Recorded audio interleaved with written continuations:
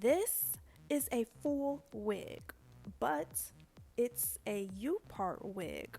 But I am wearing my own real scalp with no leave out. That's right, that is my real scalp. There's no lace there and there's no leave out. I promise you. The roots that you see, that is not me. And I am going to prove it to you right now. Look at this.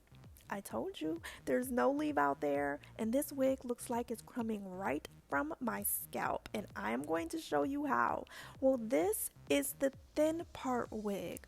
Unlike a U part, there is no weft at the top. That's how you can wear your own real scalp with no leave out because the top mimics real hair roots. Now, this can also be worn with a thin see-through leave out, but because there is no weft to cover up, your leave out can be completely see-through and it will still be undetectable. In this video, I am going to show you everything you need to know about the thin part wig. Okay, let's start with the cap. So the cap is 100% breathable. What does that mean? That means you will not sweat or itch. It's extremely lightweight and comfortable. You know how sometimes you feel like you want to snatch your wig off? You will not have that feeling with this wig. It also comes with wig combs around the perimeter of the unit, so it's extremely secure because there is also an adjustable strap. It also comes in multiple sizes. Okay, so this section, I promise you, it's not going to be a leave out. I'm going to be doing a no leave out. My hair is just pulled to the back. You can braid it, twist it, whatever you want to do. But this section here is going to be the anchor area. You do not have to braid. It is so simple to follow this technique. All you're going to do is over direct the hair. That means to just pull it in the opposite direction, and then you're just going to tease right at the roots. Now you want to make sure you do this rather than clipping it on to just straight roots, because this is going to keep the wig in place, and you'll see later why it's important that the wig is staying right where you want it to stay next to your parts. And just like that, your anchor is created. It is that simple, and that is where you will be clipping the wig onto. Okay, so now let's go ahead and start to attach the unit to the area that I just teased. So I am going to start in the very front and start with that front clip. Notice how I am clipping it directly next to my part. You don't want to cover the part.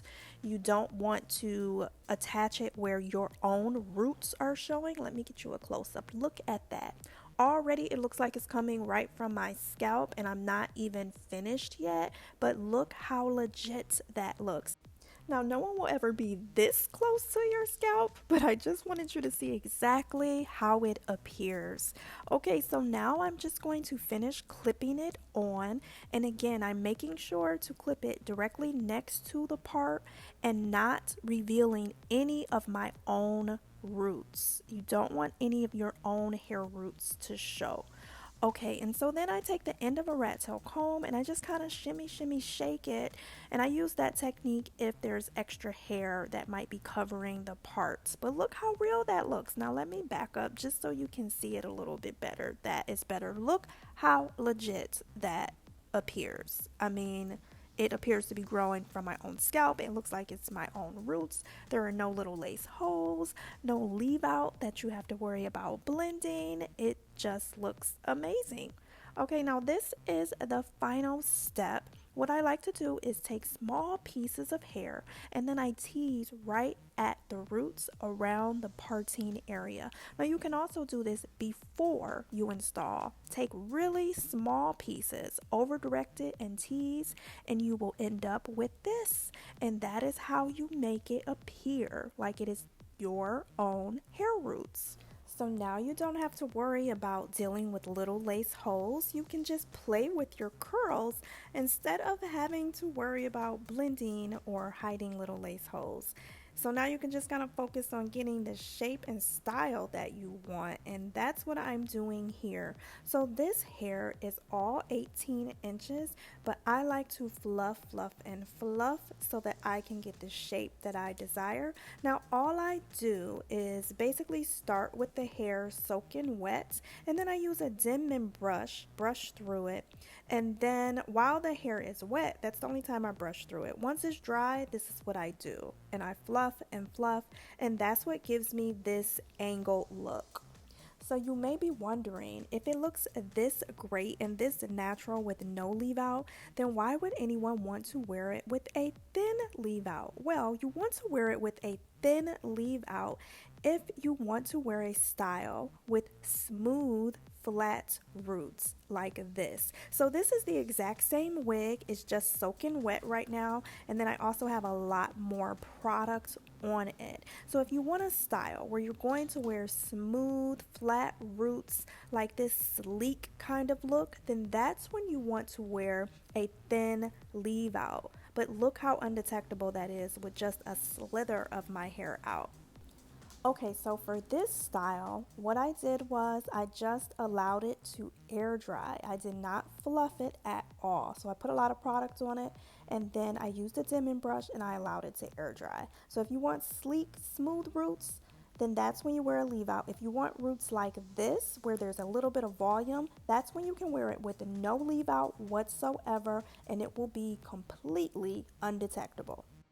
Okay, so now let's talk about all of the other installation methods that are out there, as well as the improvements that have been made. So this is the bobby pin method. With the bobby pin method, you have to practice, you need skill, and it takes time. And if you don't tuck the pins properly, then you have to excessively tease like she is doing here. Now her outcome looks great, and she even blow dried her unit and it looks amazing. It looks like it's growing right from her scalp. It just takes a lot of time. It's definitely not your pop on and go option, because you have to practice at it, and it's going to take you maybe 10-15 minutes a day. The other option was the previous wig clip method.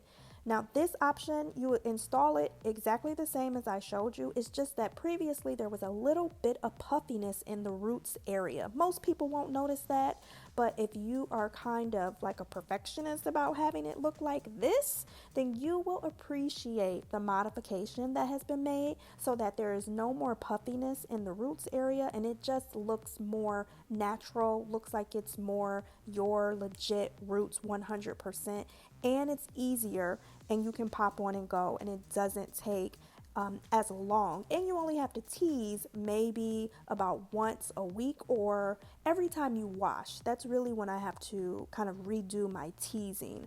Other than that, I just kind of pop on and go on a daily basis. But if it's not looking this natural for some reason, then yes, I will spend the extra 60 seconds and go ahead and tease. So if you're like me and you want to pop on and go, then I highly recommend the new modified wig clip option. And if you hate little lace holes and large leave outs, then the thin part wig will be perfect for you. Thanks for watching.